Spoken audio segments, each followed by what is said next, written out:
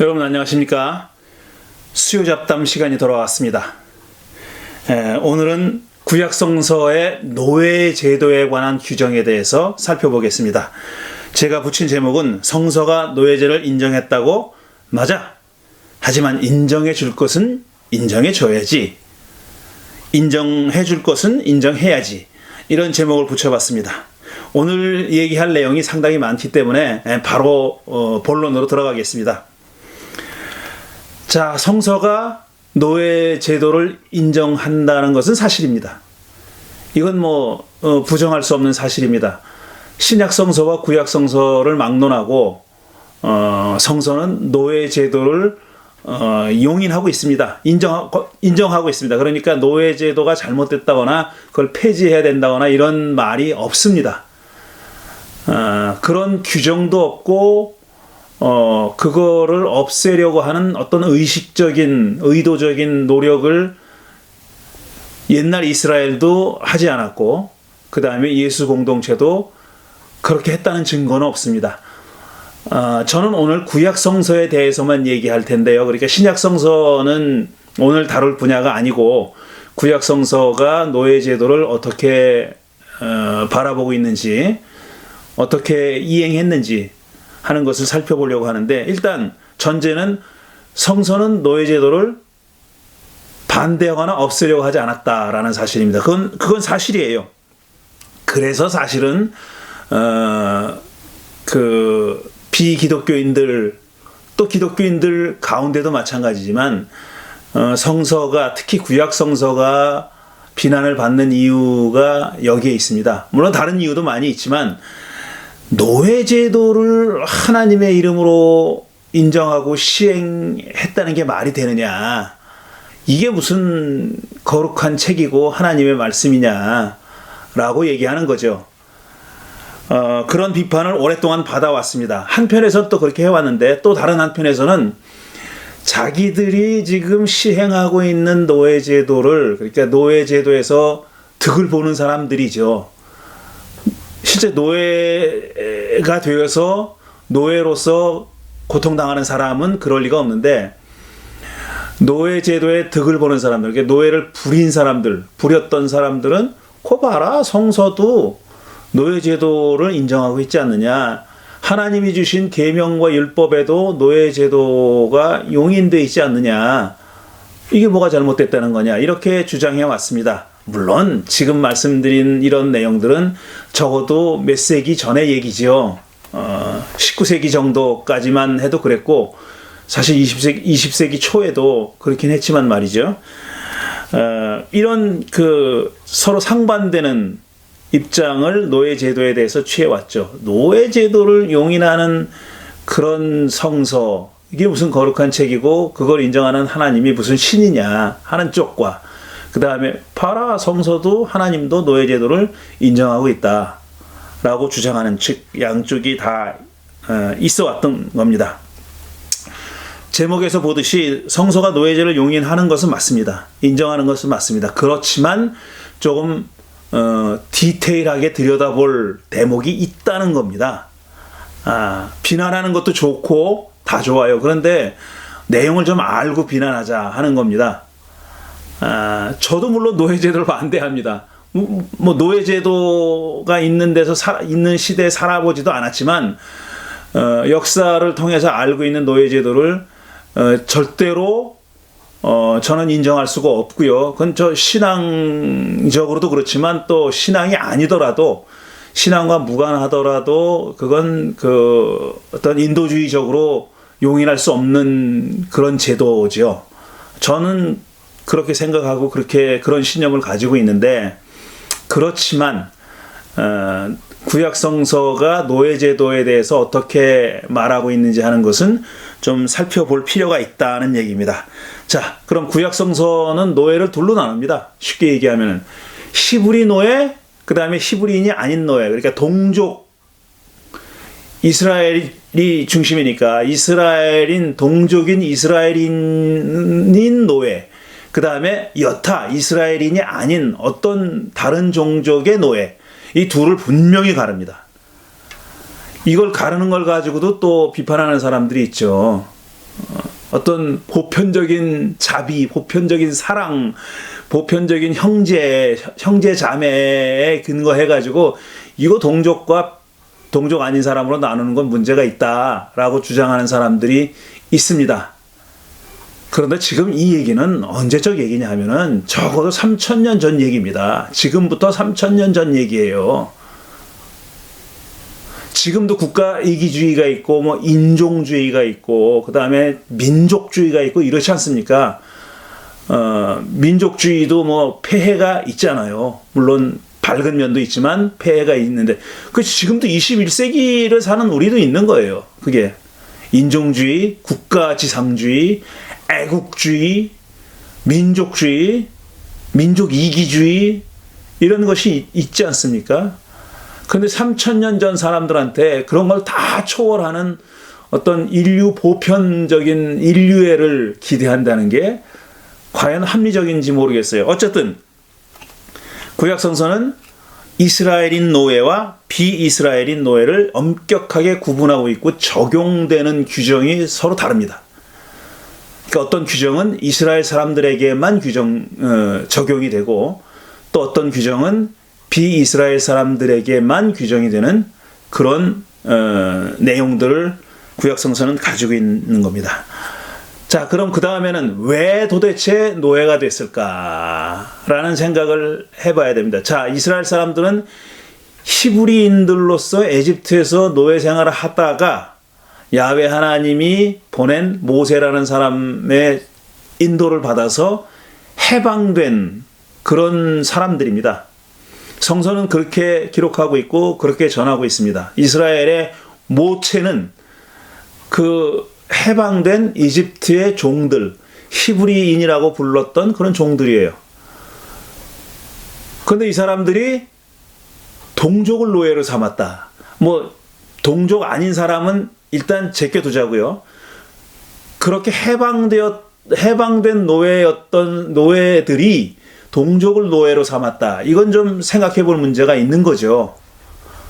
아니, 자기들도 노예였던 사람들이, 자기 선조들이 노예였는데 그걸 다 잊어버리고 망각하고 자기 동족을 또 노예로 삼았다는 것이 문제가 있어 보이지 않습니까? 어쨌든 그렇지만 그런 일이 일어난 거죠. 그래서 동족들 가운데서 어떤 사람들은 노예의 처지로 전락한 사람들이 생겨났다는 겁니다. 그럼 왜 생겨났을까? 크게 두 가지인데요. 가장 거의 많은 경우가 빚 때문에, 채무 때문에 그렇게 됩니다. 여러 가지 이유로 빚이 생긴 거죠. 채무가 생긴 거예요. 도저히 갚을 수가 없게 돼서 자기가 가지고 있는 것은 다 처분했으나 그걸로도 감당이 안 되니까 자기의 인신을 노예로 판 겁니다. 그러니까 자기 자신을 노예로 팔든지 아니면 자기의 가족들을 노예로 파는 일이 생겨났다는 거죠. 비극적인 일입니다. 그런데 그런 일이 생겨났습니다. 이스라엘 안에도 생겨났고요. 그래서 사람이 히브리인이 노예가 된 가장 큰 이유는 거의 대부분의 경우는 채무 때문에, 빚 때문입니다. 그 다음에 두 번째로 성서가 간헐적으로지만 들고 있는 이유는 뭐냐면 도적질을 당해서, 가지고 있는 재산을 도적질을 당해서 할 수 없이 노예가 되는 그런 경우가 생겨났다는 겁니다. 그런데 대부분은 빚 때문에, 채무 때문에 노예가 됐으니까 이제 앞으로 말하려고 하는 그 노예와 노예 제도에 대한 얘기는 그 원인이 빚 때문이라고 생각하시면 됩니다. 빚 때문에 노예가 된 경우 어떻게 될 것이냐 하는 거죠. 그 빚 노예를 어떻게 다뤄야 하며 어떻게 대접해야 하며, 그 다음에 그 노예는, 그렇게 노예가 된 사람은 영영 거기서 벗어날 길이 없이 라이프타임, 평생 노예로 살아야 되느냐 아니면 어떤 다른 길이 있느냐 하는 것이 오늘 살펴볼 내용입니다. 자, 그러면은 일단 노예가 된 경우들이 생겨났다고 제가 말씀드렸는데 그 구체적인 예를 구약 성서가 전하고 있는 몇 가지 구체적인 예를 살펴보겠습니다. 첫 번째 예가 엘리사 예언자가 겪은 일입니다. 열왕기하 4장 1절부터 7절을 보면은 이렇게 돼 있어요. 제가 읽어보겠습니다. 읽으면 무슨 말씀인지 무슨 얘기인지 아실 수 있을 거예요. 예언자 수련생들의 아내 가운데서 남편을 잃은 어느 한 여인이 엘리사에게 부르짖으며 호소하였다 그랬어요. 그러니까 엘리사는 지금 자기 스쿨 학교에, 예언자 학교에, 뭐 학교인지 정식으로 무슨 라이센스를 주는 학교는 아니었겠지만 그런 어떤 그 예언자 집단이 있었던 거죠. 그러니까 수련생이고 거기에 이제 마스터는 엘리사였던 거예요. 그 수련생 중에 하나가, 그러니까 예언자 수련을 받고 있는 그런 사람들 중에 하나가 죽었어요. 근데 그 아내 얘기를 하는 겁니다. 굉장히 낯선 얘기일 수도 있어요. 왜냐하면 여러분 생각에 예언자는 하나님이 영을 부어주셔가지고 너 백성들에게 가서 이렇게 얘기하라, 내 말을 이렇게 전하라 그러면 전하는 존재라고만 생각했지, 이렇게 무슨 수련생이 있고 마스터가 그를 지도하고 뭐 이런 거는 생각해 보지 않으셨잖아요. 근데 있었어요, 그런 게. 그런 예언자 스쿨이라고 하는, 예언자 학교라고 할 만한 것이 있었습니다. 그 수련생 가운데 한 사람이 이제 죽었고 과부가 된 그 아내가 스승인, 자기 남편의 스승인 엘리사에게 와서 이렇게 호소한 겁니다. 선생님의 종인 저의 남편이 죽었습니다. 선생님께서도 아시다시피 그는 주를 경외하는 사람이었습니다. 그런데 빚을 준 사람이 와서 저의 두 아들을 자기의 노예로 삼으려고 데려가려 합니다. 그랬어요. 그러니까 채권자의 입장에서는 채무자가 죽은 겁니다. 가장이 죽은 거예요. 그리고 그 사람은 빚을 갚을 재간이 없어요. 무슨 방도가 없어요. 그러니까 그 사람이 그 채권자가 채무자의 과부, 미망인에게 와서 네 남편이 진 빚을 네가 못 갚으니까 네 아들이라도 데려가서 종으로 삼겠다, 이렇게 얘기한 겁니다. 그러자 엘리사가 그 여인에게 말하였다. 내가 어떻게 하면 도움이 되겠는지 알려주시오. 집안에 무엇이 남아있어? 그 여인이 대답하였다. 집안에는 기름 한 병 말고는 아무것도 없습니다. 구약성서 얘기를 좀 아시는 분은 익숙한 얘기입니다. 이래가지고 이제 화수분처럼 계속 그 기름이 넘쳐났다 하는 거죠. 그런 얘기죠. 자, 그 다음에 계속 읽을게요. 엘리사가 말하였다. 나가서, 그리고 좀, 아무것도 없습니다. 그리고 좀 이어지는데, 중간에 생략하고 계속 이어갈게요. 엘리사가 말하였다. 나가서 이웃 사람들에게 빈 그릇들을 빌려오시오. 그러니까 그릇이 다 찼어요. 그 집 안에 있는 그릇에 이제 기름이 다 찼어요. 그러니까 빌려오라 그럽니다. 되도록 많이 빌려와서 두 아들만 데리고 집으로 들어가 문을 닫고 그 그릇마다 모두 기름이 부어져 채워지는 대로 옆으로 옮겨 놓으시오. 그 여인은 엘리사 곁을 떠나 두 아들과 함께 집으로 들어가 문을 닫고 그 아들들이 가져온 그릇에 기름을 부었다. 그릇마다 가득 차자 그 여인은 아들들에게 물었다. 그릇이 더 없느냐? 아들들은 그릇이 이제 더 없다고 대답하였다. 그러자 기름은 더 이상 나오지 않았다. 이제 그릇이 없으니까 나오지 않았다는 겁니다. 여인은 하나님의 사람에게로 가서, 그러니까 엘리사에게로 가서 이 사실을 알렸다. 하나님의 사람이 그에게 말하였다. 가서 그 기름을 팔아 빚을 갚고 그 나머지는 모자의 생활비로 쓰도록 하시오. 이렇게 얘기했어요. 이렇게 끝나요, 얘기가. 다시 말씀드리지만 예언자 수련생이 엘리사의 제자 한 사람이 죽었어요. 그러니까 남은 가족은 생계를 꾸려갈 방도가 없는 건 물론이고 그 집안이 진 빚을 청산할 수단이 없는 겁니다. 그래서 채권자가 와서 그 아들을 노예로 삼겠다고 데려가겠다고 한 거예요. 그러니까 이렇게 그 사람이 그렇게 말했다는 얘기는 뭐냐면은 동족을 빚 때문에 노예 삼는 일이 있었다라는 겁니다. 빚 때문에 동족을 노예 삼는 일이 있었다라는 거예요. 그게 사회적으로 허용되는 그런 사회였다는 겁니다. 그런데 엘리사가 보기에 너무 딱해가지고 지금 기적을 일으킨 거죠. 기적을 일으켜서 문제를 해결해 준 거예요. 이 얘기에서 볼 수 있듯이 이 짐작할 수 있는 거는 원래 이렇게 빚 때문에 노예로 팔려갈 지경이 되면은 그의 가까운 친척이 그걸 물러주게 돼 있습니다. 가까운 친척이 물러주게 돼요. 룻기에 나오는 얘기가 그거예요. 길게 얘기할 수는 없지만 룻기에 나오는 얘기가 보아스가 해준 일이 그거죠. 가까운 친척으로서 물러줘야 되는 거고 그 다음에 룻을 책임져야 되는 사람이 가까운 친척인 겁니다. 미망이 된 룻을 책임져야 되는 위치에 있었던 사람이 바로 보아스였던 거죠. 그래서 보아스하고 이제 혼인을 하게 되는 그런 스토리죠.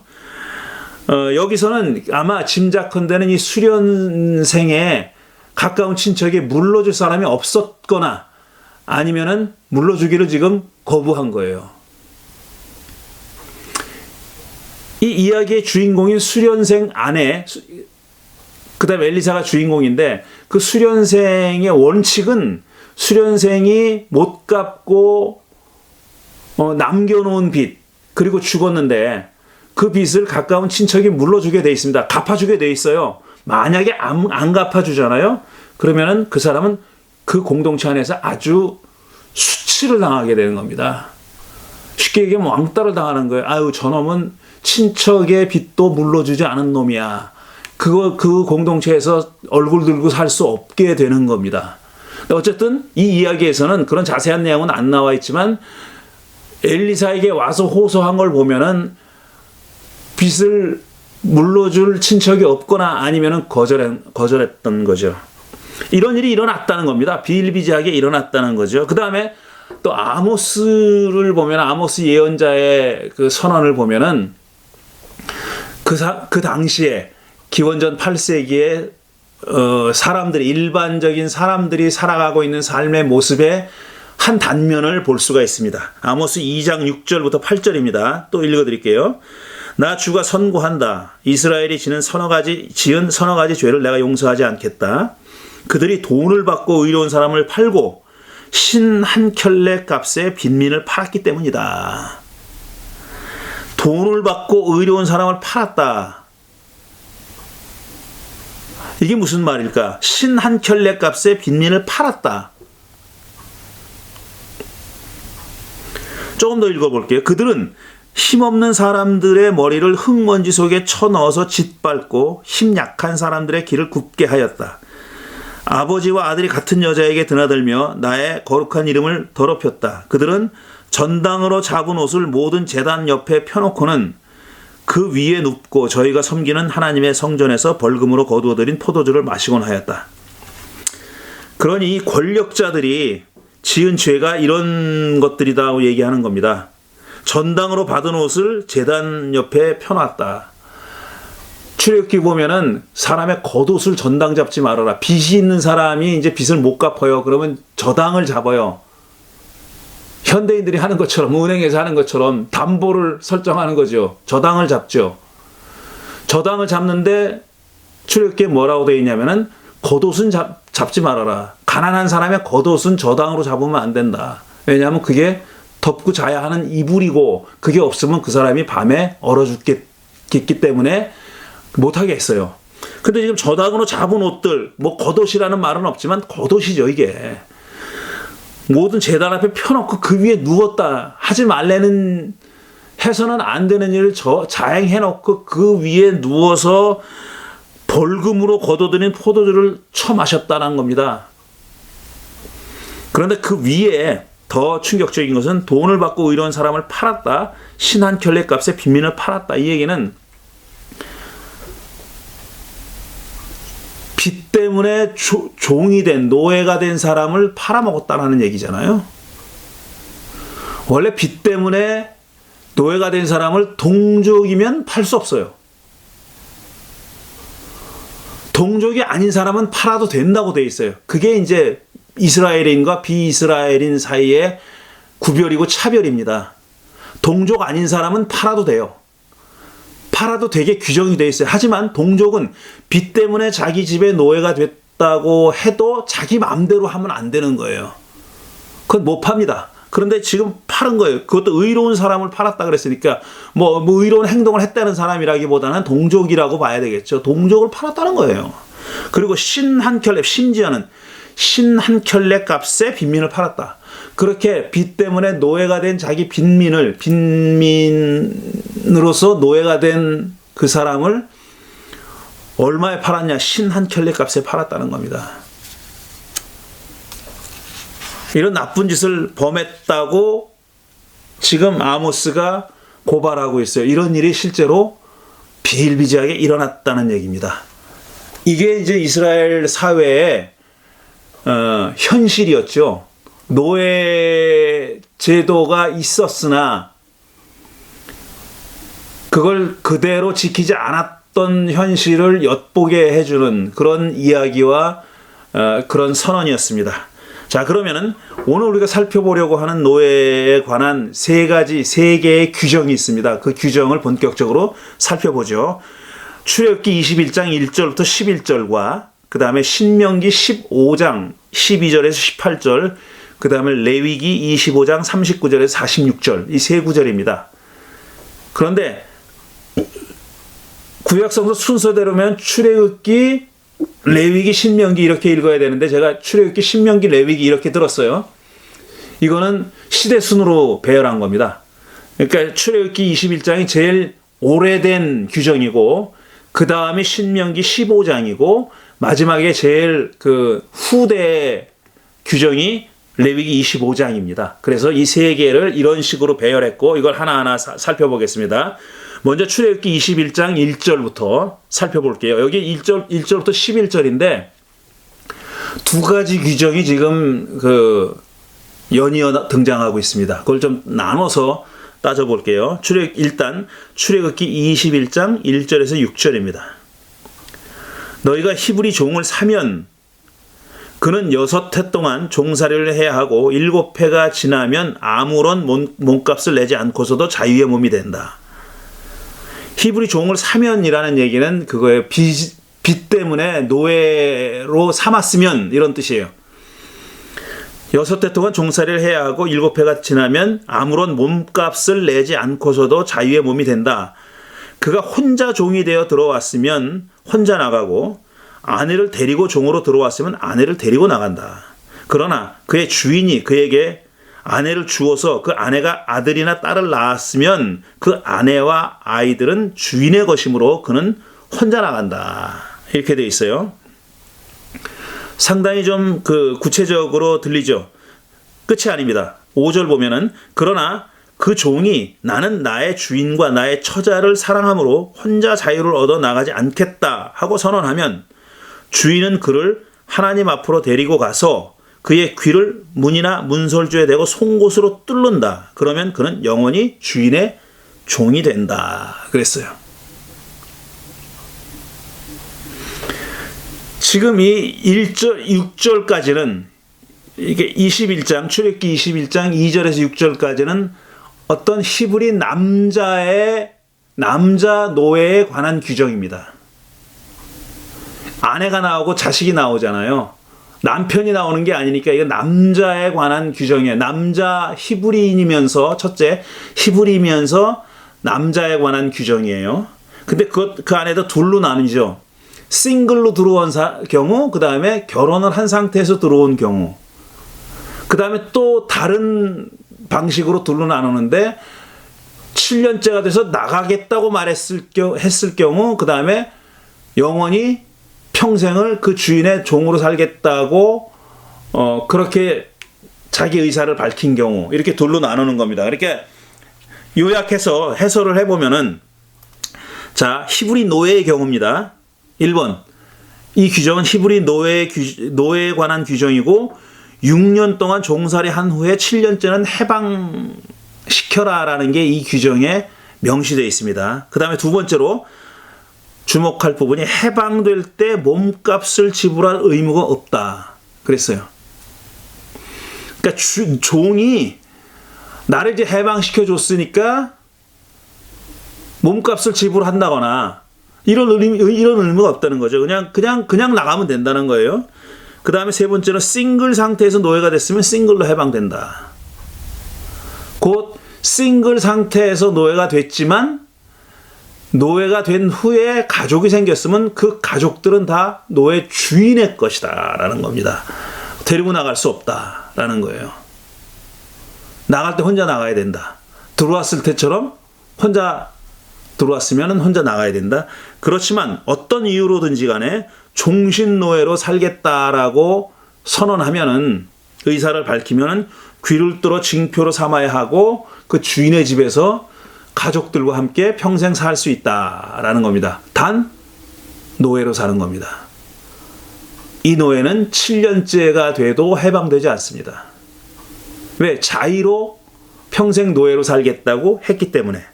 이렇게 요약할 수가 있겠어요. 그 내용이 그렇고요. 그 다음에 7절부터 11절 보면 이건 다른 규정입니다. 전혀 성격이 다른 규정인데 읽어볼게요. 남의 딸을 종으로 샀을 경우에는 남종을 내보내듯이 그렇게 내보내지는 못한다. 이게 좀 설명이 부족한데 이게 무슨 얘기냐면 제가 좀 부연 설명을 할게요. 남의 땅을 종으로 샀을 경우, 그러니까 남의 딸을 종으로 삼았을 경우에요. 그러니까 그 딸의 아버지 입장에서 보면은 어떤 이유가 됐든지 간에 대부분 빚 때문이요, 채무 때문이요. 자기 딸을 히브리 동족에게 노예로 넘겨준 경우를 얘기하는 거예요. 딸을 노예로 넘겨준 경우. 그러니까 그거를 사들인 사람 입장에서 보면 남의 딸을 종으로 샀을 경우입니다. 그런 경우에는 남종을 내보내듯이 6년 동안 종살이 시키고 7년째 내보낼 수 없다는 겁니다. 그렇게 해서는 안 된다는 거예요. 그건 전혀 다른 규정이 적용된다는 얘기입니다. 근데 왜 그러면은 이 사람은 남의 딸을 자기의 노예로 삼았을까? 그 딸을 노예로 넘겨준 아버지의 입장에서는 입장은 추측이 가능하죠. 빚 때문이다. 노예로 넘겨줬으니까 이게 채무 때문에 갚을 길이 없으니까 아마도 노예로 넘겨주고 돈을 받았거나 아니면은 채권자의 집에 넘겨줬거나 그렇게 되는 거죠. 근데 그 사람은 그 여자를 노예로 사들인 사람은 왜 사들였냐 하면은 10중 8구는 자손을 얻기 위해서일 거라고 생각합니다. 무슨 이유 때문인지 그 집안에 손이 귀해서 말하자면 씨바지를 드렸다는 거예요. 씨바지를 지금 그 채권자인 자기가 그 여자를 통해서 자손을 보려고 하거나 그 뒤에 나오지만 자기 아들의 자손을 보게 하려고 남의 집 딸을 지금 씨바지로 데려온 경우를 얘기하는 겁니다. 이 규정 자체에는 그렇게 구체적으로 설명되어 있지 않지만 그런 내용이라는 겁니다. 그렇게 내보내지 못한다. 남종을 내보냈듯이 그렇게 내보내지 못합니다. 7년이 돼도 내보내지 못해요. 그 다음에 결혼을 했고 안 했고 뭐 이런 규정이 그 앞에 나왔잖아요. 그게 적용되지 않아요. 자, 그럼 어떻게 되느냐 하면은 주인이 아내를 삼으려고 그 여자를 샀으나 그 여자가 마음에 들지 않으면 그는 그 여자에게 몸값을 얹어서 그 여자의 아버지에게 되돌려보내야 한다. 마음에 들지 않으면 무슨 이유인지 몰라요. 자기가 자손을 보기 위해서 그 여자를 샀는데 마음에 들지 않았거나 아니면 자손을 낳지 못했거나 어떤 이유가 됐든지 간에 돌려보내고 싶다. 그러면은 몸값을 얹어서 돌려보내야 된다는 거예요. 몸값을 얹어서 돌려보내야 된다라는 겁니다. 몸값이 얼마라는 규정은 없죠. 그는 그 여자를 속인 것이므로 그 여자를 외국 사람에게 팔아서는 안 된다 그랬어요. 여자를 속인 거라는 거는 이제 뭐냐면은 어떤 의미에서 이렇게 데리고 왔으면 자기가 평생 데리고 살아야 되는 거예요. 같이 살아야 되는 겁니다. 그러니까 부양의 책임이 있는 거예요. 그런데 그게 싫어. 그게 싫으면은 몸값을 줘서 돌려보내라는 겁니다. 그 대신 외국 사람한테 팔진 못한다. 이게 외국 사람이라고 분명히 돼 있어요. 그러니까 동족에게는 팔아도 되나? 라는 의문을 가질 수가 있죠. 근데 거기에 대한 규정, 그 말은 없어요. 언급은 없어요. 외국 사람에게 팔아서는 안 된다 그랬어요. 그 다음에 그가 그 여종을 자기의 아들에게 주려고 샀으면 아니면 주기로 했다면 아까 제가 말씀드린 경우에요. 자기를 통해 자기의 씨를 보기를 원했거나 아니면 자기 아들의 씨를 보기를 원했을 경우에 이렇게 두 번째 경우, 후자의 경우를 지금 예를 든 거예요. 그가 그 여종을 자기의 아들에게 주려고 샀으면 그는 그 여자를 딸처럼 대접해야 된다 그랬어요. 딸처럼.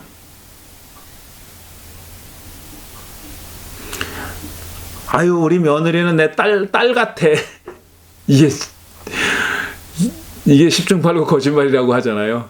어쨌든 이 규정에서는 딸처럼 대접해라. 딸처럼 대접해야 된다 그랬어요.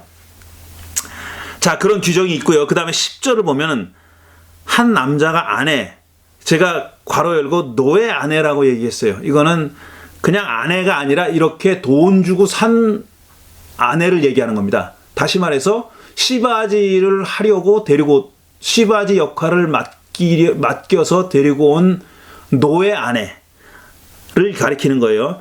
그 아내를 두고 또 다른 아내를 맞아들였을 때 어떤 이유인지 몰라. 이제 더 보기가 싫어졌든지 아니면은 뭐 자손을 생산을 못했든지 원하는 만큼의 자손을 생산을 못했든지 무슨 이유가 됐든지 간에 그 노예 아내를 두고 또 다른 노예 아내를 맞아들였을 때에 그는 그 첫 아내에게 먹을 것과 입을 것을 줄여서 주거나 그 아내와 부부관계를 끊어서는 안 된다 그랬어요. 일종의 의무같이 얘기하는 거예요. 부부관계를 하는 것도 의무처럼 얘기하는 건데, 근데 요즘 들어서 요 구절 있잖아요. 부부관계를 끊어서는 안 된다라는 그 구절을 달리 해석할 여지가 있다고 주장하는 사람들이 있어요. 제가 괄호 안에 넣어놨는데, 또는 주거지를 빼앗아서는 안 된다. 그녀가 살 공간을 생존을 유지할 수 있게 그 의식 주잖아요. 그 주에 해당하는 공간을 빼앗아서는 안 된다라는 얘기다. 그런 뜻이다. 그렇게 해석할 여지가 있다는 겁니다. 그 단어를 그렇게 해석할 여지가 있다는 거예요. 왜냐하면 먹을 것, 입을 것 줄여서 주면 안 된다 그랬는데 그 다음에 느닷없이 부부관계가 나오잖아요. 근데 부부관계보다는 오히려 주거지가 아니겠느냐 이렇게 생각하다 보니까 그 단어가 그런 의미일 수도 있다라는 것을 확인하게 된 거죠. 아직 뭐 정설이라고는 아니고 대부분의 성경은 다 부부관계를 끊어서는 안 된다라고 번역되어 있습니다. 그가 그의 첫 여자에게 이 세 가지 의무를 다하지 않으려거든 그 여자를 자유롭게 풀어주고 아무런 몸값도 받지 않아야 한다. 이렇게 돼 있어요. 자유롭게 풀어주고 아무런 몸값도 받지 않아야 한다. 자, 이 내용을 요약하면은 이렇게 요약할 수 있습니다. 어떤 이유로든 자기 딸을 노예로 판 경우, 산 사람은 노예로 산 경우 노예 아내는 내보낼 수 없다는 겁니다. 내보낼 수 없어요. 그녀를 원치 않으면 몸값을 얹어서 돌려보내야 하고 남에게 팔 수 없습니다. 외국인에게 팔 수 없다 그랬어요. 그 다음에 그 딸을 이제 며느리로 삼기로 했다면, 다시 말해서 자기 아들에게 시바지로 주기를 원했다면, 주려 한다면 딸처럼 대우해야 된다라고 얘기했고, 그 다음에 그녀 외에 다른 아내를 얻었다고 해도 남편의 의무를 다해야 된다라는 얘기입니다. 그 다음에 남편의 의무를 다하지 않을 경우에 몸값 없이 풀어줘야 된다. 이렇게 규정하고 있는 겁니다. 요약하면. 그러니까 출애굽기 21장에 나와 있는, 출애굽기 21장 1절부터 11절에 나와 있는 규정은 이런 내용을 담고 있습니다. 제가 그 구절을 다 읽었고 그 다음에 그 담겨있는 내용을 요약해서 말씀드렸습니다. 그 다음에 읽을 구절은 신명기 15장 12절부터 18절입니다. 자, 이렇게 돼 있어요. 너희 친족 히브리 사람이 남자든지 여자든지 너희에게 팔려와서 6해 동안 너희를 섬겼거든 7째 해에는 그에게 자유를 주어서 내보내라. 남자든지 여자든지 그랬으니까 이건 남녀 모두에게 공통적으로 적용되는 규정이다, 이런 뜻입니다. 출애굽기랑은 좀 성격이 다르죠. 거긴 히브리 남자들을 얘기했어요. 남자. 그 다음에 후반부에는 여자 종을 얘기했는데 그 여자 종은 노예 아내의 경우입니다. 그러니까 시바지 용으로 자손을 얻기 위해서 사들인 그런 여자 얘기였었어요. 그런데 지금 신명기는 히브리 사람인데 남녀 불문, 누구에게나 적용되는 규정이다라고 시작하는데, 그게 뭐냐면은 6해 동안 너희를 섬겼거든 7째 해에는 그에게 자유를 주어서 내보내라 그랬어요. 여자도 마찬가지로 내보내라는 얘기입니다. 자유를 주어서 내보낼 때 빈손으로 내보내서는 안 된다 그랬어요. 아까는 뭐라 그랬습니까? 몸값을 그러니까 채권자가 받으려고 해서는 안 된다 그랬어요. 6년을 섬겼으면은 7년째 내보내는데 너 아직 청산 안 된 게 있어. 6년 한 거 가지고 모자라? 너 엄청난 큰 빚을 졌잖아. 라고 하면서 나머지 내놔. 이거 못 한다는 거예요. 근데 지금 신명기 15장에는 자유를 줘서 내보낼 때 그 사람의 진 빚의 규모가 어떠하든지 간에 갚지 못한 것을 회수하려고 해서는 안 되는 건 물론이고 빈손으로 내보내면 안 된다라는 겁니다. 그리고 14절 보면은 너희는 주 너희의 하나님으로부터 복을 받은 대로 너희의 양떼와 타작 마당에서 거둔 것과 포도주 틀에서 짜낸 것을 그에게 넉넉하게 주어서 내보내야 한다 그랬어요. 7년째 되는 해에 해방되는 노예는 빈손으로 나가서는 안 된다라는 거죠. 근데 그 밑에 깔려있는 그 생각은 뭐냐면 그 종 때문에 야훼 하나님이 너희 집을 축복해 주셔가지고 넉넉하게 거두지 않았느냐. 그 중에 일부를 손에 들려서 쥐어서 내보내야 된다. 이런 뜻입니다. 15절 이하는 그걸 더 확실하게 도장 찍는 구절이에요. 너희가 이집트 땅에서 종살이 한 것과 주 너희의 하나님이 너희를 거기에서 구속하여 주신 것을 생각하여라. 그러므로 내가 오늘 이러한 것을 너희에게 명하는 것이다 그랬어요. 너희들도 종 아니었냐. 내가 너희를 해방시켜 주지 않았냐. 그러니까 네 밑에서 종살이 한 사람도 이렇게 넉넉하게, 그리고 나서 내가 종살이 하던 너희들을 이집트에서 해방시켜서 이렇게 축복해 줬으니, 넉넉하게 살게 해줬으니 너희들도 네 밑에서 종살이 하던 그 동족 히브리 노예들을 내보낼 때는 이렇게 내가 너희들에게 했듯이, 야훼 하나님이 이스라엘 백성들에게 했듯이 너희들도 그렇게 넉넉하게, 좀 현대어로 말하자면 한미천 쥐어서 내보내라 라고 말한 겁니다. 계속해서 16절, 그러나 그 종이 너희와 너희 가정을 사랑하고 너희와 함께 있는 것을 좋아하여 나는 이 집을 떠나가지 않겠습니다 하고 너희에게 말하거든 너희는 그의 귀를 문에 대고 송곳으로 그 귓불을 뚫어라. 그러면 그는 영원히 너희의 종이 될 것이다. 여종도 그렇게 하여라 그랬어요. 이게 남녀 차별이 없다고 그랬잖아요. 차이가 없다고 서두에서 얘기했죠. 그걸 그대로 반복하고 있는 겁니다. 맨 마지막에 여종도 그렇게 해라 그랬어요. 비슷한 규절이죠. 그 앞에 출애굽기에서도 이런 규절이 있잖아요. 종신 노예로 살겠다 하면은 귓볼을 뚫고 여기 구멍을 내고 표식을 하라는 겁니다. 아, 얘는 종신 노예. 그렇게 하라는 거예요. 그러면 영원히 너의 종이 될 것이다 그랬어요. 자, 그 다음에 18절, 남녀 종에게 자유를 주어서 내보내는 것을 언짢게 생각하지 말아라. 그들이 6해 동안 품팔이꾼이 받을 품삯의 2배는 될 만큼 너희를 섬겼다. 그렇게 내보내야만 주 너희의 하나님이 너희가 하는 모든 일에 복을 내려주실 것이다. 앞에서 한 얘기를 반복하지 않겠습니다. 그들이 말하자면 품꾼이 하는 것보다 너희들을 훨씬 더 부자되게 만들었다. 노예로 살면서. 그러니까 한미천 줘서 내보낸 거 아깝다고 생각하지 말아라. 아까워하지 말아라라는 겁니다. 그렇게 해야 나 야훼 하나님이 너희들을 축복할 것이다. 복을 내려주실 것이다. 이렇게 말한 겁니다. 자, 비슷하면서도 다른 점이 있다는 걸 느끼셨을 거예요. 출애굽기 21장과 지금 읽은 신명기 15장의 규정이 비슷하면서도 차이가 있다는 것을 느끼셨을 겁니다. 일단 비슷한 점, 같은 점을 보면은 히브리 노예들에 관한 규정이라는 점은 같아요. 그렇죠? 그 다음에 6년 동안 노예로 살다가 7년째 해방된다는 얘기도 같아요. 똑같아요. 양쪽 다 그렇게 규정하고 있습니다. 그 다음에 세 번째로 종신 노예로 살겠다고 작정했을 때 사랑하면이라는 말이 들어있어요.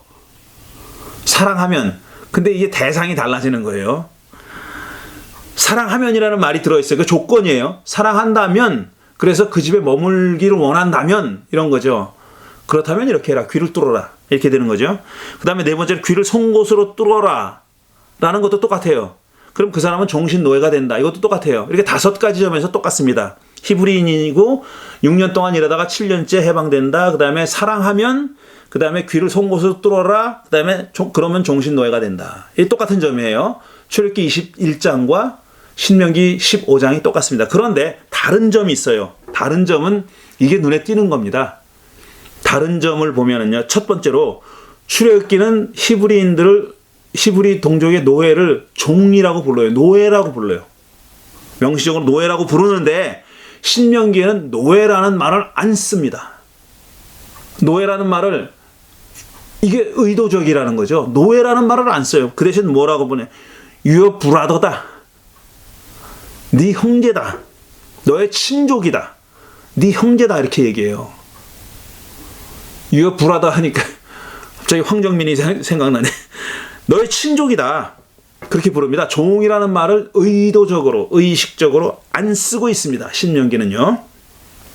왜냐하면 우리가 읽었듯이 신명기가 지금 드러내 보이고 있는 신학이 동족이 지금 종으로 왔지만 그는 기본적으로 종이 아니다라는 겁니다. 기본적으로 종으로 생각하지 말아라.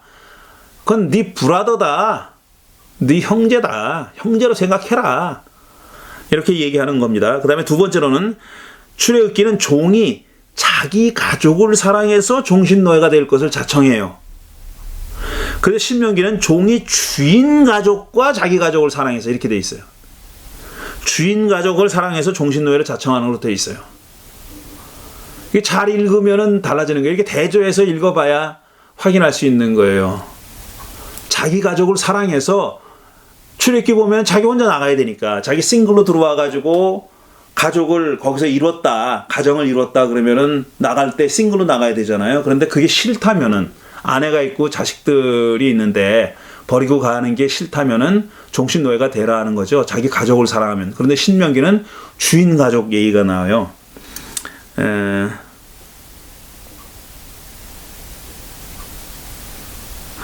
16절에 이렇게 돼 있죠. 그러나 그 종이 너희와 너희의 가족을 사랑하고 너희와 함께 있는 것을 좋아하여 이렇게 돼 있어요.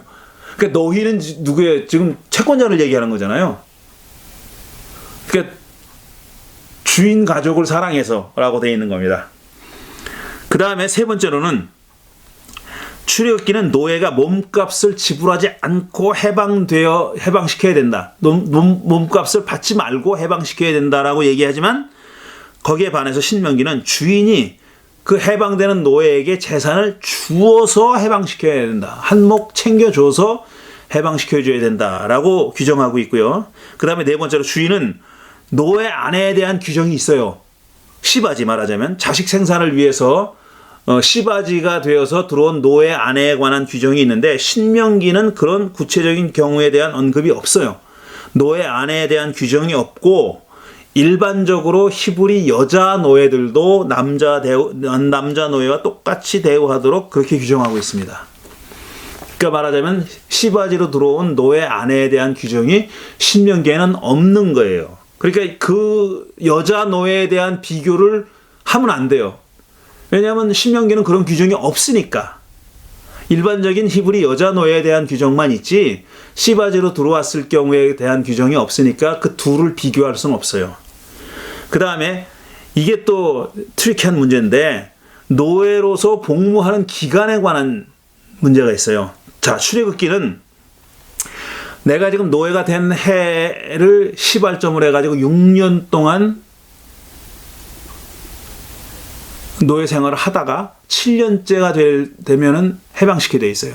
6년의 복무 기간이 끝나면은 7년째 되는 첫날에 나오는 겁니다. 그렇게 돼 있어요. 그런데 신명기는 이게 좀 불분명합니다. 왜냐하면은 우리가 읽은 신명기 15장 12절 이하 그 위에 보면은 안식년 규정이 있어요. 안식년 규정. 안식년 규정은 안식년이라는 해가 정해져 있는 겁니다. 그리고 안식년에는 땅을 놀려야 되잖아요. 농사를 짓지 말라는 거예요. 그리고 그게 7년 주기로 돌아오는 겁니다. 6년 동안 농사를 짓고 7년째는 농사 짓지 말고 그냥 내버려 둬라 이겁니다. 그리고 거기서 자연적으로 생겨나는 것들은 그냥 고아나 과부나 나그네나 가난한 사람들이 먹도록 내버려 둬라 이렇게 돼 있잖아요. 그게 안식년 규정이거든요.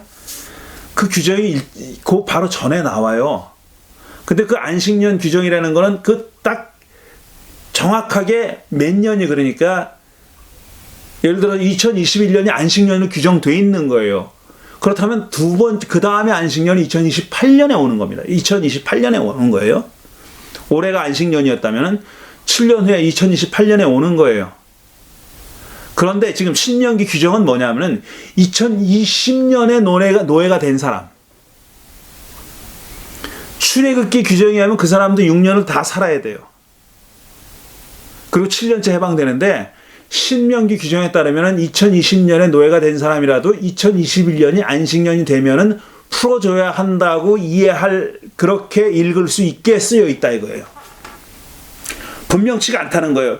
딱 그렇다는 얘기가 아니라 그렇게 읽을 수 있다는 거예요. 왜냐하면 안식년과 희년은 정해진 해가 있거든요. 그게 개인에게만 적용되는 게 아니라 모든 공동체에 다 적용되는 것이기 때문에 그 해가 정해져 있는 거. 2021년이 안식년이다 그러면 2028년이 안식년이 되는 거고, 그 다음에 2021년이 희년이다 그러면은 2072년인가가 그 다음에 희년인 거죠. 50년이 지난 다음에 그 다음에 희년인 거예요. 희년이 되면은 저당 잡았던 땅을 다 돌려주게 돼 있어요. 그렇다면은 저당 잡은 걸 그 몇 년 전에 잡았어도 돌려주게 돼 있고, 희년이 끝나고 그 다음에 저당 잡았으면 49년 동안 안 돌려줘도 되는 거예요. 그렇게 돼 있습니다. 그렇게 이해할 여지가 있다는 거예요. 신명기는 그런 차이가 있어요. 그 다음에 마지막으로 귀를 뚫어야 하는 곳을 출애굽기는 하나님 앞이라 그랬어요. 하나님 앞에 가서 귀를 뚫어라 그랬어요. 근데 하나님 앞이라는 건 이제 지역 성소를 얘기하는 거죠. 각 지역마다 있는 성소, 촌락마다 있는 성소, 어떤 그 하나님께 드리는 어떤 그 종교 행위가 이루어지는 성소. 근데 출애굽기에는 그 성소에 대한 얘기가 없어요. 하나님 앞에라는 말이 없고 그냥 주인 집에서 해라 이렇게 돼 있어요. 왜 그러냐면은 신명기는 예루살렘 성전으로다가 집중하죠. 센트럴라이즈 하죠. 지역 성소들을 다 없애고, 요시야 왕이 그렇게 했잖아요. 지역 성소를 다 없애고 제사는 예루살렘에서만 드려라 이렇게 돼 있어요. 그렇게 규정하고 있어요. 그러니까 신명기는 그게 반영돼 있으니, 자, 그거 귀 하나 뚫으려고 예루살렘까지 올라갈 거 없다. 네 집에서 해라 이렇게 돼 있는 겁니다. 이런 차이가 있어요. 이제 그 유사한 점과 차이점이 있다는 것을 여러분이 아셨을 겁니다. 그럼 마지막으로 이제 오늘 읽을 희년법에 대해서 살펴보겠습니다. 희년법은 희년 레위기 25장 8절부터 13절까지입니다. 읽어볼게요. 안식년을 7번 세어라. 7년이 7번이면 안식년이 7번 지나 49년이 끝난다. 7째 달 열흘날은 속죄일이니 너희는 뿔나팔을 크게 불어라. 나팔을 불어 너희가 사는 온 땅에 울려 퍼지게 하여라. 너희는 50년이 시작되는 이 해를 거룩한 해로 정하고 전국의 모든 거민에게 자유를 선포하여라. 이 해는 너희가 희년으로 누릴 해이다. 이 해는 너희가 유산 곧 분배받은 땅으로 돌아가는 해이며 저마다 가족에게로 돌아가는 해이다. 그러니까 분배받은 땅으로 돌아가는 해예요. 노예로 살다가도 자기 땅으로 돌아가는 거예요. 자기 땅으로 돌아가서 자기 땅이 아니면 뭐해. 그러니까 희년이 되면은 그 땅도 원래 주인한테 돌려주게 돼 있는 겁니다. 그러니까 인신을 노예로 삼은 것을 해방시키는 건 물론이고 저당 잡았던 땅들도 다 원래 주인에게 돌려주는 해가 희년입니다. 11절 50년이 시작되는 해는 너희가 희년으로 지켜야 하는 해이다. 희년에는 씨를 뿌리지 말고 저절로 자란 것을 거두어서도 안 되며 너희가 가꾸지 않은 포도나무에서 저절로 열린 포도도 따서는 안 된다. 그 해는 희년이다. 너희는 그 한 해를 거룩하게 보내야 한다. 너희는 밭에서 난 것을 먹게 될 것이다. 그렇게 되면 이렇게 희년이 되면 너희는 저마다 유산 곧 분배받은 땅으로 돌아가야 한다. 이렇게 돼 있어요. 이게 희년에 관한 규정이에요. 아직까지 노예에 대한 얘기는 구체적으로 나오지 않았어요. 돌아가라는 말만 나오지. 이 해에는 돌아가라는 말만 나오지. 여기는 구체적으로 이게 모든 사람들이 돌아가라는 뜻으로 들을 수도 있잖아요.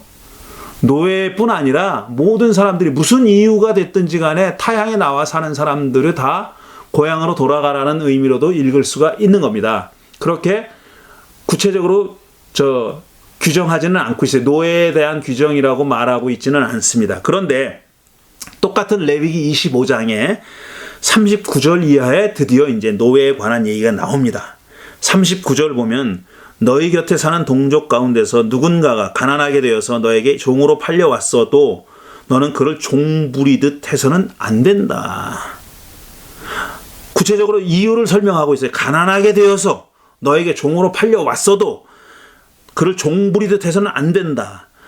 너는 그를 품꾼이나 임시 거주자처럼 너희 곁에서 살도록 해야 한다. 그러니까 품꾼이라니까 돈을 주고 웨이지를 주고 부리는 품꾼을 얘기하는 거예요. 삭을 주고 품삯을 주고 부리는 사람, 그런 인신은 자유로워요. 내가 돈을 받고 일하는 거예요. 그 다음에 임시 거주자처럼, 이거는 이제 떠돌아 다니면서 그 노동력을 파는 사람 얘기하는 겁니다. 임시 거주자처럼 너희 곁에서 살도록 해야 한다 그랬고, 자, 그 다음에 너는 희년이 될 때까지만 그에게 일을 시키다가 희년이 되면 그가 자식들과 함께 너를 떠나 자기 가족이 있는 조상에게서 받은 유산의 땅으로 돌아가도록 하여야 한다. 희년까지만 부려라. 그리고 희년이 되면은 해방시켜라. 어떻게 그 자식들과 함께, 그러니까 데리고 왔던 자식들도 몽땅 다 해방시켜라. 너를 떠나 자기 가족이 있는 조상에게로 가서, 조상에게 받은, 그러니까 친척이 있는 조상에게 받은 유산의 땅으로 돌아가게 해야 된다라는 거예요. 희년이 되면, 그러니까 희년은 아까도 말씀드렸듯이 딱 지정된 해가 있습니다. 2021년이 희년이면 2021년이 희년이에요. 그건 개인에 따라 다른 게 아닙니다. 온 이스라엘이 다 같이 지키는 희년이에요. 그러니까 생각나네요. 1995년이 해방된 지 50년 되는 해였죠. 1945년도에 일제에서 해방됐으니까 강점 시기가 끝나고 해방됐잖아요. 그래서 1995년을 한민족의 희년이라고 해가지고 크게 행사를 하려고 했었죠. 범민년, 문익환 목사님, 이런 분들 다 생각나지 않습니까? 이해한 목사님, 그 희년 대회가 잘 이루어지지가 않았죠. 근데 안타깝게도 그랬던 기억이 납니다. 그게 희년이에요. 1995년이 이제 한국 교회와 한국 결회는 우리 희년이다. 희년이라는 말이 교회에서만 쓰는 말이니까, 그리스도교에서만 쓰는 말이니까 그 말을 사용했죠. 95년 희년. 그게 정해진 해입니다. 그러니까 그 희년이 될 때까지만 일하고, 희년이 되면은 그가 몇 년을 노예로 복무했든지 간에 해방시켜라 라는 얘기입니다. 그 다음에 이제 왜 그렇게 해야 되느냐 하는 설명이 나와요. 그들은 내가 이집트 땅에서 이끌어낸 나의 품꾼이므로 너희는 그들을 종으로 팔 수 없다 등등이 쭉 나오는데, 이건 생략하겠습니다. 읽지 않겠어요. 이렇게 희년이 되면은 무조건 해방시켜줘야 된다는 규정이 레위기 25장에 나와 있어요. 레위기 25장은 신명기 15장과는 달리 이렇게 한미천 들려보내야 된다 이런 말 없어요. 이런 말 없는데 어쨌든 신명기 15장과 달리 레위기 25장에만 들어있는 것은 뭐냐면 결국 희년이기 때문에 땅까지도 다 돌려줘야 된다는 얘기입니다. 지금 그 앞에 두 구절, 출애굽기 21장과 신명기 15장은 인신의 해방에 대해서만 얘기했어요. 인신의 해방에 대해서만. 그런데 레위기 25장은 땅까지도 돌려줘라. 원래 주인에게로 돌아가야 된다. 이렇게 말을 한 겁니다. 이런 차이가 여러분 느껴지시죠? 또 시대 순으로 보면 출애굽기에서부터 신명기로 가고, 신명기에서 그 다음에 레위기로 가는 겁니다. 출애굽기는 언약법전이라고 하는데 들어있는 거고요. 그건 상당히 법전 중에, 구약성서에 들어있는 법전 중에 가장 오래된 컬렉션이라고 생각하는 거고, 그 다음에 신명기 법전은 신명기 개혁이 이루어졌을 때라고 하니까 기원전 한 7세기경의 상황이라고 보면 되는 거고요. 그 다음에 레위기 법전은 포로기 이후입니다. 포로기 이후에 집대성된 법전이니까 가장 나중에 쓰여진 거죠. 변화가 느껴지죠. 인도주의적인 관점에서 보면 제일 먼저 쓰여진 레위기가 가장 덜 인도주의적입니다. 거기는 내보낼 때 몸값을 요구하지 말아라 정도만 규정하고 있어요. 그것만 비교해 보자고요. 근데 신명기를 보면은 한미천 줘서 내보내야 된다라고 얘기하고 있고요. 그 다음에 레위기는 한미천뿐 아니라 저당 잡았던 땅까지도 돌려줘야 된다라고 얘기하고 있는 거예요.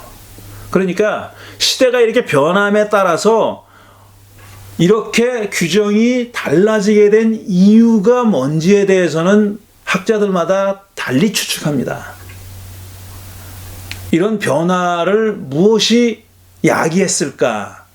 뭐 때문에 이런 변화가 일어났을까? 하는 그런 원인에 대한 진단은 다 달라요. 하지만 분명한 거는 뭐냐면은 어떤 방향으로 가고 있느냐 하는 것은 우리가 눈에 어렵지 않게 볼 수 있는 거죠. 우리 눈으로 볼 수 있는 거죠.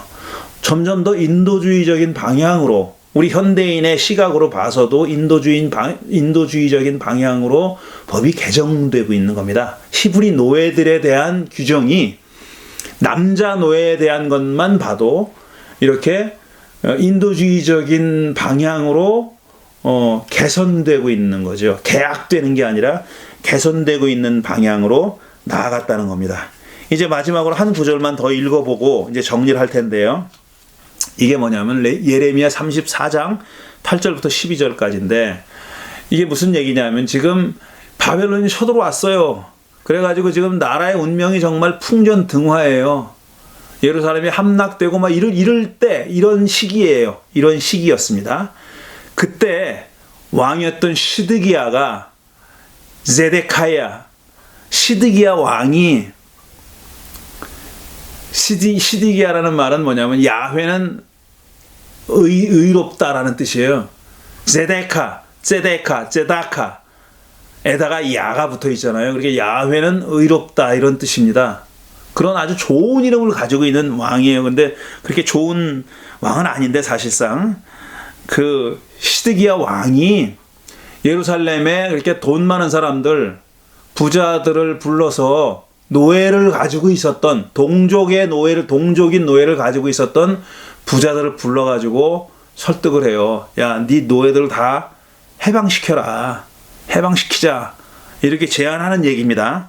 그게 이제 8절부터 읽어볼게요. 제가 34장 8절 주께서 예레미야에게 말씀하셨는데 그때에는 이미 유다 왕 시드기야가 종들에게 자유를 줄 것을 선포하는 언약을 예루살렘에 있는 모든 백성과 맺은 뒤였다. 모든 백성이라고는 하지만 종을 가지고 있는 백성이에요.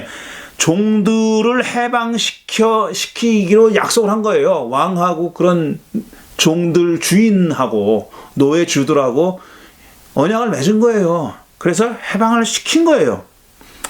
이 언약은 누구나 자기의 남종과 여종이 히브리 남자와 히브리 여자일 경우에 외국인은 아닙니다.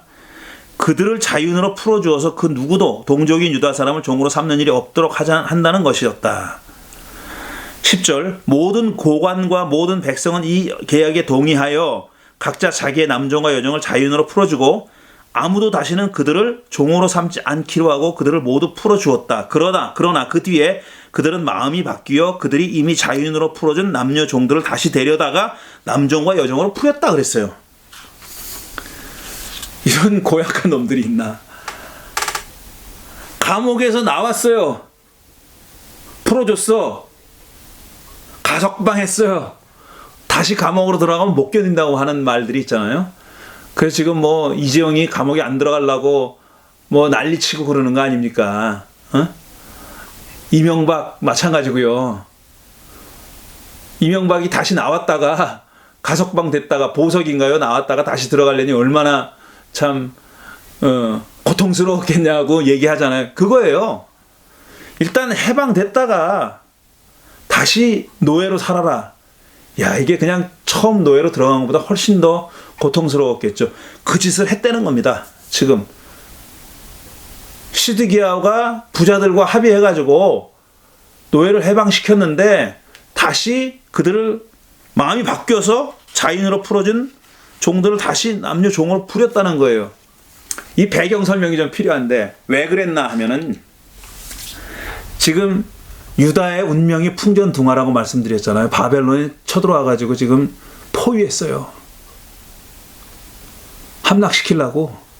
지금 언제 공격해가지고 언제 지금 함락당할지 모르는 상태예요. 그런데 예루살렘에 있는 사람들은 전투병이 부족하잖아요. 싸울 사람이 부족하잖아요. 그러니까 노예들을 해방시키자고 한 거예요. 노예들을 싸움터에 내보내려고. 무슨 좋은 뜻이 있어서가 아닙니다. 해방시켰던 거예요. 그래서 해방시켰던 거예요. 그런데 그럼 왜 다시 종으로 다시 끌어들였느냐, 잡아들였느냐? 포위하고 있던 바벨론이 에집트 군대가 본토를 공격할지도 모른다는 그런 우려를 해가지고 포위를 거두고 포위를 풀었어요. 에집트가 쳐들어올 줄 모르니까 그걸 막는 게 급선무지 얘네들 예루살렘 함락시키는 게 급선무가 아니었던 거예요. 그래서 포위를 풀었습니다. 그렇게 바벨론 군대가 물러가니까 걱정거리가 해결됐네 그러면서 다시 종으로 불러들였다 이거예요. 얼마나 얍삽합니까? 얼마나 참 추해요.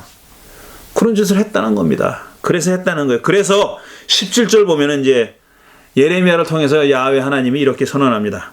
그러므로 나 주가 이렇게 말한다. 너희는 모두 너희의 친척, 너희의 동포에게 자유를 선언하라는 나의 명령을 듣지 않았다.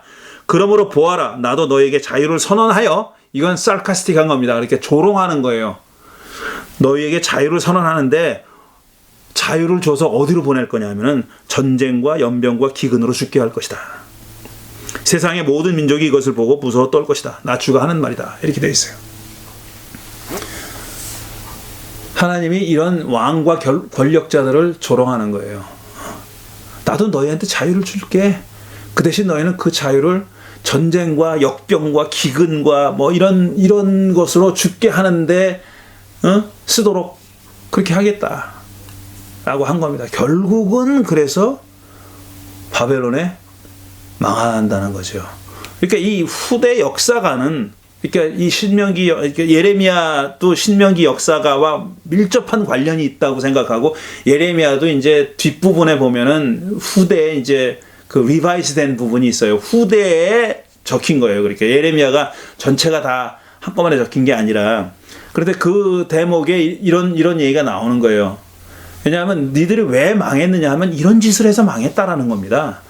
유다가 왜 멸망했느냐, 바벨론이 멸망했느냐, 이런 짓을 했기 때문에 멸망했다라고 그렇게 평가하는 거죠. 유다의 멸망 이유를 이런 데서 찾았다라는 얘기입니다.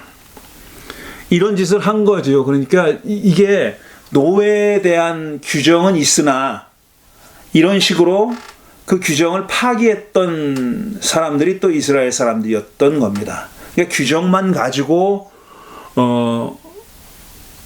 현실 생활을 무시하고 규정이 이렇게 돼 있으니까 그걸 다 지켰으려니 하고 생각하는 것은 나이브한 생각이죠.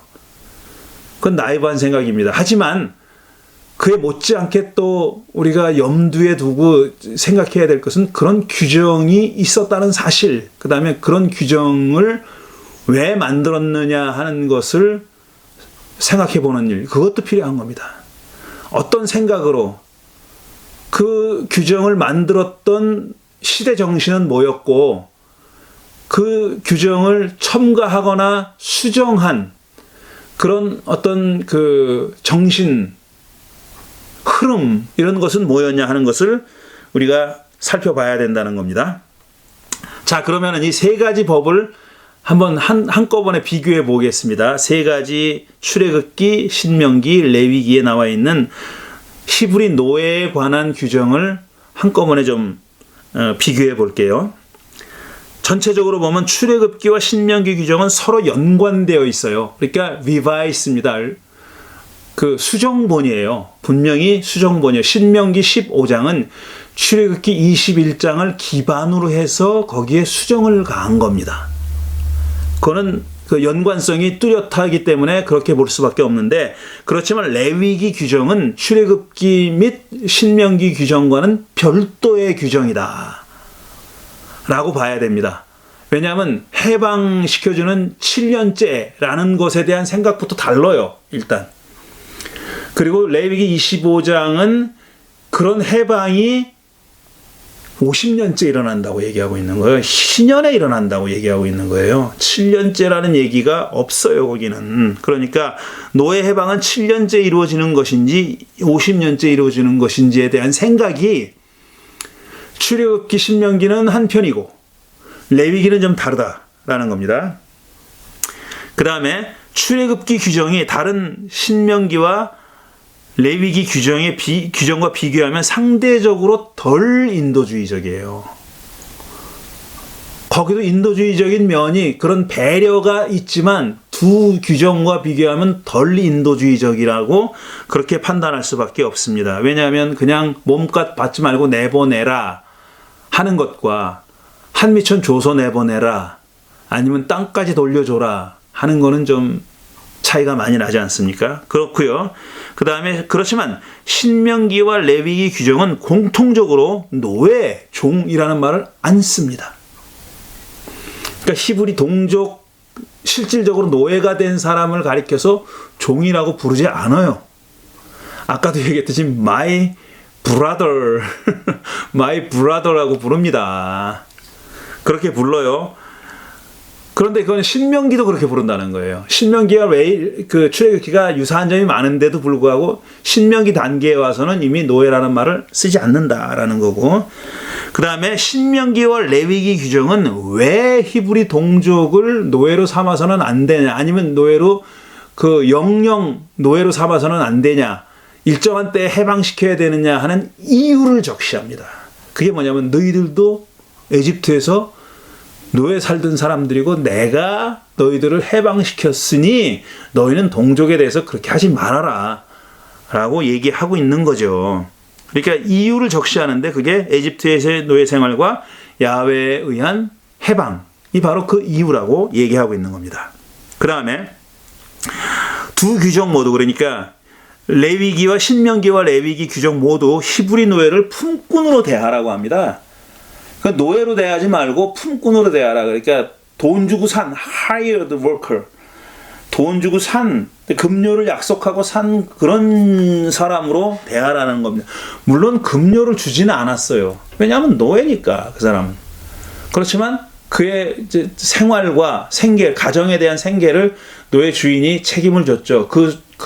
어느 정도로 잘 대해줬는지는 우리가 확인하기 어렵지만 지금 품꾼으로 대하라고 얘기했던 대목이나 전체적으로 흐르는 이런 맥락을 보면은 아주 비인도적인 대우를 하지 말라고 하는 내용이 전제되어 있다는 거죠. 어떤 정말 비인도적인 그런 대접을 하지 말아라. 비인도적으로 그렇게 대우하지 말아라. 막 다루지 말아라. 말하자면 우리가 생각하는 노예 있잖아요. 아프리카에서 막 강제로 데려와가지고 그 노예처럼 그렇게 하지 말라는 얘기입니다. 그런 대우는요, 적어도 이스라엘의 동족에 대해서는 절대로 상상할 수 없는 일이었었어요. 그러면 우리가 동족이 아닌 사람들, 비이스라엘인 노예에 대한 그들은 어떻게 대했을까 하는 것도 궁금하지 않습니까? 우리가 구체적으로 알 도리가 없어요. 몇 가지 다릅니다. 제가 떠오르는 것만 해도 그런 비이스라엘인 노예는 딴 사람한테 팔 수가 있어요. 팔아도 된다고 돼 있어요. 그리고 또 하나, 7년째 해방시켜줘야 될 의무가 없어요. 노예주에게. 그건 동족에게만 적용되는 거예요. 팔지 못한다도 동족에게만 적용되는 거예요. 그런데 동족이 아닌 이스라엘인이 아닌 사람들에게는 그게 적용 안 됐어요. 팔아도 되고 평생 노예로 부리는 겁니다. 그럼 그 동족 아닌 노예들은 어떻게 왔을까? 뭐 전쟁 포로나 이런 거죠.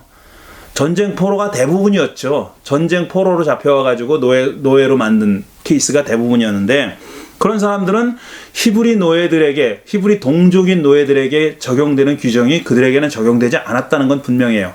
그런데 그런 사람들을 막 그냥 그 정말 아프리카 노예들 대하듯이 그렇게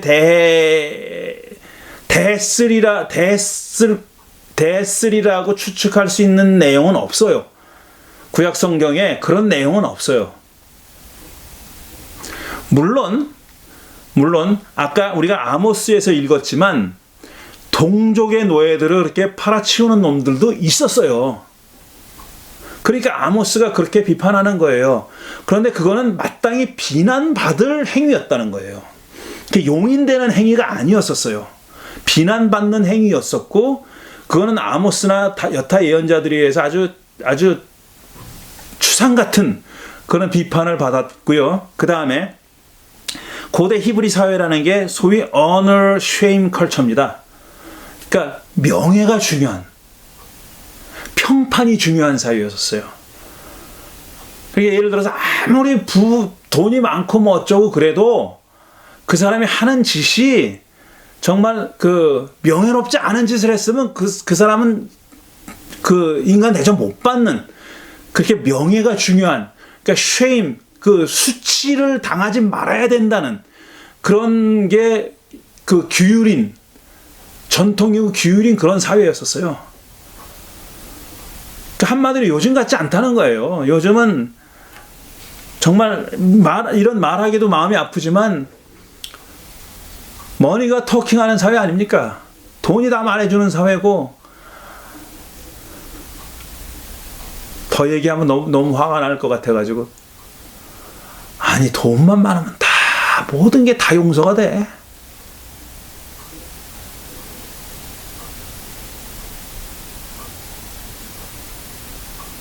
마지막으로 그래서 제가 오늘 제목을 뭐라고 했죠?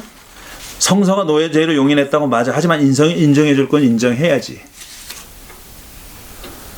지금 제가 말씀드린 대로 뭐 히브리 노예들에 대해서만 얘기했지만 비히브리 노예들도 그렇게 비인도적인 그런 대우를 하진 않았어요. 않았을 거라고 그렇게 추측을 합니다. 근데 구약 성서가 노예제를 용인했다고 해서 비난하는 사람들이 많습니다. 저는 그 점은 비난받아야 될 점이라고 생각해요. 현대인의 관점에서 보면 그건 옳은 게 아니에요. 따라서 구약 성서가 그렇게 해도 된다고 했으니까 지금도 해도 된다라고 얘기하면 이게 빈 사람입니다. 이거 없는 사람이에요. 뇌가 그냥 텅 빈 공간인 사람이에요. 말도 안 되는 얘기예요. 그거는 구약 성서가 원하는 바도 아니에요. 그걸 바라는 바도 아닙니다. 내가 이렇게 했으니까 니들도 그렇게 해라. 그거 구약 성서가 원하는 거 아니에요. 구약 성서는 그 시대에 그렇게 했다는 걸 보여주는 거예요. 그대로 보여주는 겁니다. 그대로 따르라고 얘기하는 거 아닙니다. 하나님의 말씀이라고 되어 있는 대목도 그대로 따르라는 얘기가 아니에요. 네가 알아서 해석하라고 주어진 거지, 그걸 글자 그대로 따르라는 멍청이가 되라는 뜻은 아닙니다. 너 머리를 비우고 바보로 살아라 그런 뜻이 아니에요. 머리가 있으면 생각을 해봐라. 어깨 위에 뭐가 들어있으면은 그건 다 너 생각하라고 준 거니까 생각을 하라는 뜻입니다. 자, 지금 우리가 살펴본 구약성서의 히브리 노예들에 대한 규정, 그 다음에 그것을 사실상 어겼던 예들도 제가 들었어요. 아모스나 그 다음에 열왕기에 나오는 얘기나 지금 예레미야 마지막까지 그 예를 들었어요. 근데 그 일이 지금부터 2500년 전, 조금 잡아도 2500년 전에 일어난 일입니다. 2500년 전에 행해졌던 그 노예에 대한 행해졌던 일들이, 노예에 대해서 행했던 그 사회가 행했던 짓이 한 세기 전에, 1, 2세기 전에 소위 현대 사회에서 노예들에게 행했던 짓하고 한번 비교해 보세요. 어느 쪽이 더 인도주의적입니까? 현대인이 노예에 대해서 행했던 짓거리가 더 인도주의적이었다고 말할 수 있을까요? 과연? 그렇게 얘기할 수 있을까요?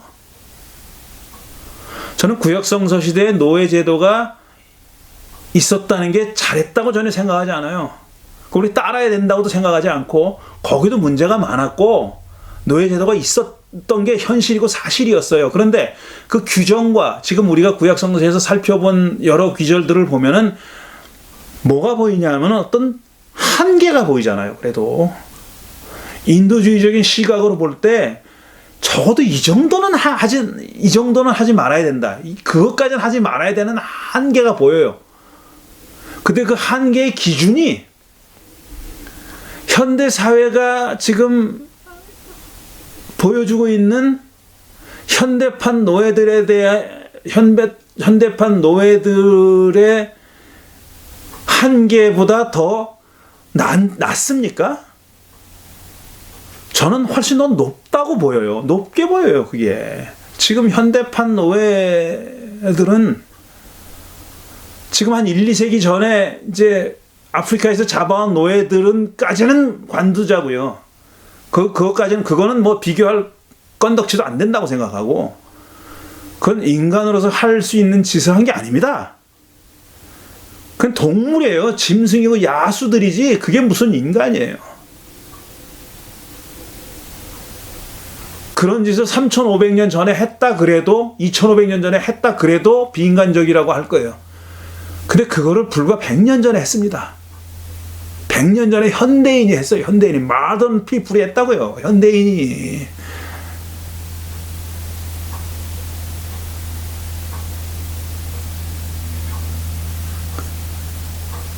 칼라 펄플, 에미스타드 이런 영화들, 하필이면 또 스필버그 영화만 얘기를 했네. 그런 영화들 참 명작이죠. 보기가 힘들어요.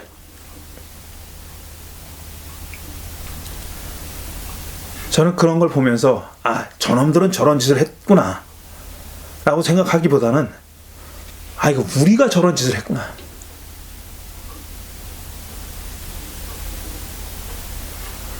그냥 볼 수가 없어요. 끝까지 보기가 힘들어요.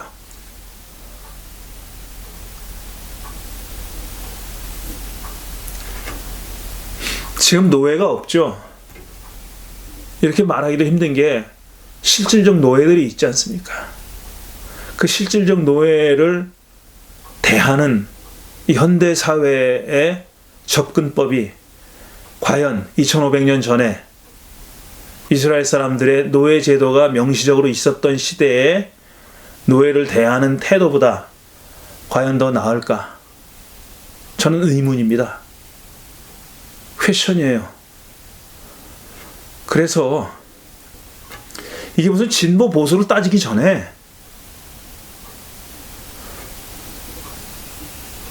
이거를 바꾸지 않으면은 이걸 바꾸지 않으면 우리가 지금 앞으로 못 살게 돼 있어요.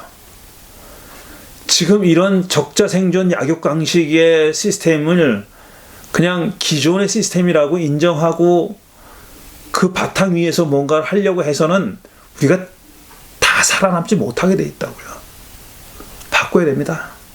이제는 그 바꿔야 되는, 너무 늦었다고 하기 전에 빨리 지금 정신 차려가지고 바꿔야 되는데 과연 그렇게 할 수 있을지, 그리고 그런 변화에 대해서 우리 크리스찬들과 기독교 교회는 과연 뭘 하고 있는지. 지금 교세가 줄어든다고 그것만 기도 제목으로 삼고 할 일이 아니에요. 교세 줄어드는 거는 문제도 아닙니다. 그거는 교세가 줄면 통폐합하면 되지, 뭐가 걱정이야. 줄어들면 닫으면 되지. 닫고 줄이면 되는 거죠. 그게 문제가 아니에요. 다 같이 지금 사느냐 죽느냐 하는 문제에 봉착해 있다는 것을 우리가 좀 절실하게 생각하고 함께 살아가는 길, 소위 기본이라는 말이 더 많이 사용돼야 된다. 앞으로 기본자 들어가는 어떤 시스템이나 제도나 뭐 이런 것이 더 많이 만들어져야 되고 더 많이 적용돼야 된다. 이게 무슨 휴머니테리안적인 얘기가 아니라 그런 얘기가, 그건 생존하기 위한 겁니다. 이제부터는.